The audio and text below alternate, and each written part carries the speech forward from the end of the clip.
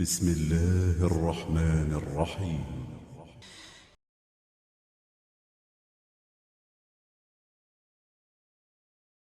Jadi Bapak mengatakan tadi tentang peristiwa Nabi Musa, itu banyak sekali kendala-kendala yang dihadapinya. Tapi kemarin Pak, saya sudah membahas surat Al-Baqarah ayat kursi 155.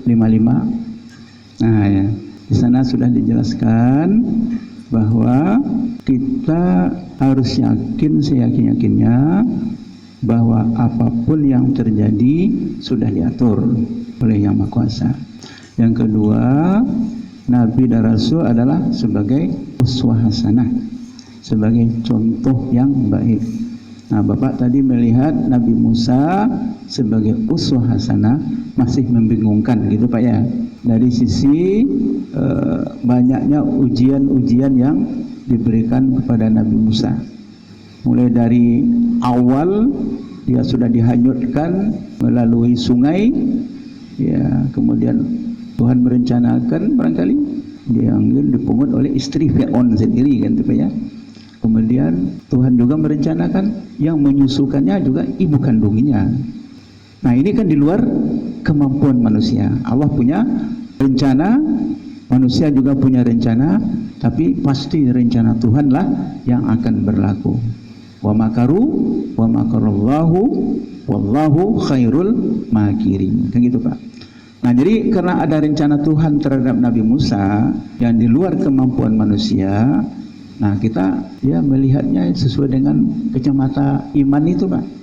Itu memang sudah direncanakan oleh Allah.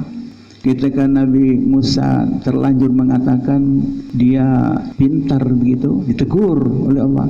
Hai Musa, jangan begitu. Ada orang yang lebih pintar daripadamu. Nah, maksudnya Nabi Khidir, bukan Nabi dan Rasul, tapi dia adalah Nabi. Nah, disuruh Musa belajar kepada Nabi Khidir. Tapi rupanya sekali lagi Musa gagal. Ketika berangkat, lalu perahu yang bagus, yang mahal itu dibocori. Nah, inilah kelebihan dari Idris yang tidak dimiliki oleh Musa. Idris sudah tahu kalau tidak dibocori perahu ini pasti diambil oleh perampok karena perahunya bagus. Tapi setelah perampok datang ke sana, ternyata nggak jadi ngambil, banyak air di dalam, berarti kapalnya udah rusak. Nah, ini tidak diketahui oleh Musa, tapi Idris tahu. Jadi menegur Musa supaya jangan terlalu lancang. Kamu bukan hebat, ada orang yang lebih hebat dari kamu, belajarlah kepada dia. Itu Nabi Khidir. Kemudian perjalanan dilanjutkan. Khidir langsung melihat anak kecil, dan anak kecil itu dibunuh. Bingung lagi Nabi Musa, apa anak tidak salah apa-apa kok dibunuh? Nah, inilah kelemahan Nabi Musa. Nabi Musa tidak tahu, tapi Khidir tahu. Ini anak ini nanti akan menjadi penjahat kalau nggak dibunuh. Jadi disuruh Musa ini belajar. Mentang-mentang dia Rasul dan Nabi bukan berarti serba hebat, belum tentu. Tetap harus belajar kepada siapapun. Kemudian lihat lagi anak kecil, lalu tempatnya sudah lusuh gitu, tempatnya sudah reot, itu dibenahi, dibagusin oleh Nabi Khidir. Lah, dan tadi dibunuh, sekarang malah dipelihara. Apa maksudnya ini? Apa beda anak kecil tadi dengan sekarang, kata Musa? Nah, bingung lagi Musa, bertanya lagi sama Khidir, apa itu maksudnya? Dijelaskanlah Khidir, ini anak ini bakal jadi ulama. Nah, inilah ilmu yang diberikan Allah kepada Nabi Khidir yang tidak diberikan kepada Nabi Musa. Jadi intinya kita harus, ya, rencana Allah itu pasti benar dan rencana manusia pasti tidak benar. Ya, artinya apa? Kalaupun gagal kita dalam merencanakan sesuatu, cepat kembalikan. Ini mungkin rencana Allah. Jadi jangan rusuh lah, jangan rusuh. Barangkali Allah nggak berkenan. Rencana Allah mungkin memang yang lain. Nah, itu maksudnya Pak. Jadi artinya apa? Nabi Musa itu diuji oleh Allah dengan berbagai macam-macam, tapi Nabi Musa menganggap dia punya kemampuan.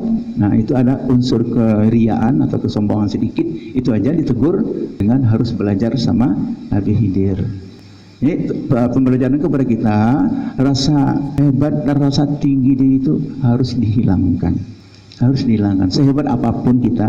Jadi kalau ayat ini larinya kan juga kepada selanjutnya Pak, ibarat roda berputar.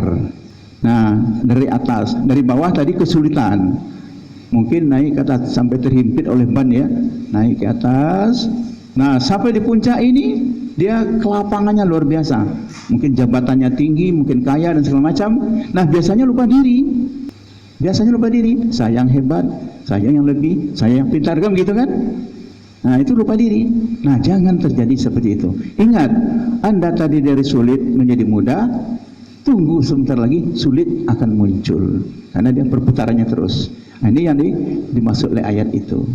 Ketika kita dapat nikmat, ya hati-hatilah, Tuhan akan menguji lagi, nanti kita sulit untuk mendapat nikmat.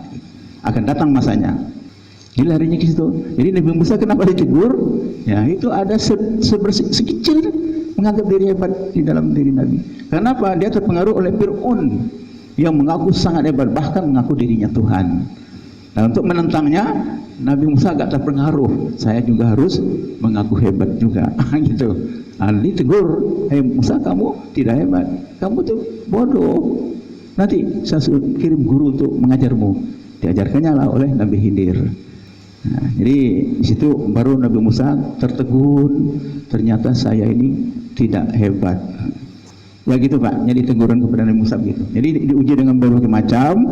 Akhirnya setelah diajar oleh Nabi Khidir, dia setelah itu menjadi seorang yang sangat tawadu, sangat merendahkan hati, dan dia berhasil dalam berdakwah